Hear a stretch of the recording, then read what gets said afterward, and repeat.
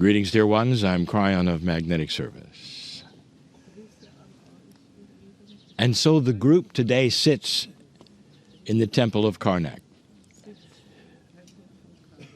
It's a beautiful day and the sun is shining upon you. And there are many energies to sample in this place. But the energy that I wish you to sample in this place today is introspection for you. We tend to be all overwhelmed by the sheer size of things, and they will get bigger. Many times the size is a testament to the individual. Sometimes it is the individual and God. Sometimes it is so mixed you don't know where one starts and the other stops.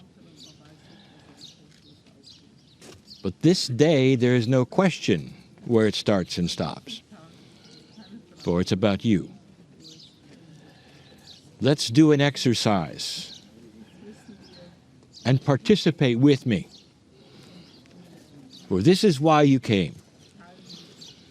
To look upon history, to apply it to yourself, to make the decisions that perhaps the temple was built for. And so I invite you this day to imagine for a moment, in a multidimensional way, you are going to build a temple for you. We are going to build a temple for you. And in this short message, there will be profundities, things that we ask you to ponder and think about. For it may be the essence of who you are and where you're going next. Look at the history here and recognize how long it took to build this temple. But yours, it has to be built in a lifetime. Yours. Perhaps you came here to do this very thing. If you're going to build your temple, the first thing you have to decide is how large it is. And that is the stopper for so many. For they will say, I don't need a temple that is very, very big. After all, it's just for me. Well, I ask you to consider how big is a Karnak's temple. Would yours be this size? And you would say, well, of course not. That would be ego. And then I say to you, really? Your temple must contain you, your higher self, and the image of God that you were created within. Now I ask you again, how big will your temple be? And still, so many humans would say, not very large, not really. And then I say to you, what is it that stops you from seeing the grandness inside yourself? And we say it again, it is the lack of self-worth. Self-worth sits upon you like a blanket that is dark. It is the liar of duality. It lies to you every moment of your life. It makes you think you are small and less than the others. This is the duality we have spoken of, that is present everywhere. And so you must beat this and understand it and go past it. And again, we say, how big is God in you? Let's make the temple huge, grand, not to amplify you, but to amplify the image of God inside you. The foundation, you're going to make the plans, and the foundation must be strong and support everything upon it. The foundation for you must be belief. How strong do you believe in what you're seeing now? the possibility of the channeling that may very well be messages from not the human, but from that which is around the human. Belief, that is the foundation. It has to be strong. It will crumble if you vacillate and say, well, I think this, or I think that, or I'm not sure of this. Human being, again, we say to you, drop all that is getting in the way of the release of the emotion of God.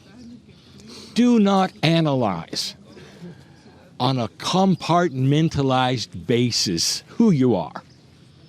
Do not overthink the issue. How big is God? How big is the love and the compassion you feel? Don't analyze it, or the foundation will crumble.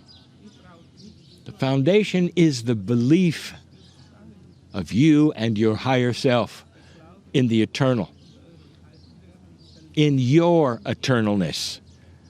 For that soul of yours is forever. That's the foundation. Next, the pillars. Oh, you look around here and you've never seen this many pillars. And each one is enormous and grand. How many pillars will you need to support that which will come later? And this may be a surprise to you, but the pillars are going to be you reaching up with your arms to heaven. How far can you reach? What does it mean? Think of what it means to raise your hands.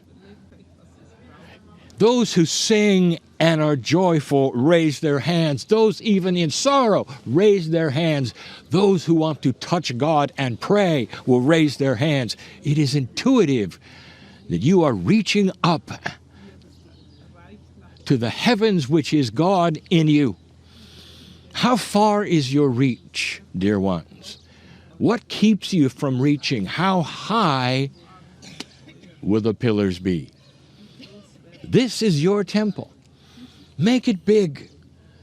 Can you see yourself with your hands outstretched and your face up with joy and smiling to touch the face of the eternal?